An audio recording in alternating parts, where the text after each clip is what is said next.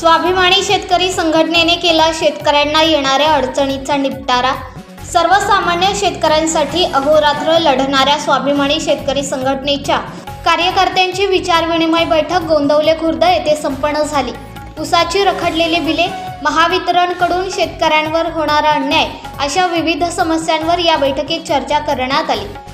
आंदोलनाच्या माध्यमातून या परिसरातील शेतकऱ्यांना स्वाभिमानी शेतकरी संघटनेच्या कार्यकर्त्यांनी ट्रान्सफॉर्मर उपलब्ध करून दिले व त्यांच्या काही इतर गरजा आहेत त्या पण जाणून घेतल्या। त्याबद्दल शेतकऱ्यांनी स्वाभिमानी शेतकरी संघटनेच्या पदाधिकाऱ्यांचा सत्कार केला। यावेळी शेतकरी संघटनेचे राज्य प्रवक्ते अनिल पवार, लढवय्या युवा नेते महेश करचे, खटावचे तालुकाध्यक्ष दत्तू काका घारके, माण तालुक्याचे अध्यक्ष राजू मुळीक, खटाव माण संपर्क प्रमुख शरद शेठ खाडे, तालुका संघटक संतोष तुपे, स्वाभिमानीचे वडू शहराध्यक्ष महेश गोडसे यांच्यासह कातर खटाव, विखळे, पेडगाव उंबर्डे या गावचे पदाधिकारी उपस्थित होते। स्वराज लाईव्ह साठी दिलीप फडतरे, सातारा। आपण पाहताय महाराष्ट्रातील वेगवान न्यूज चॅनल स्वराज्य लाईव्ह।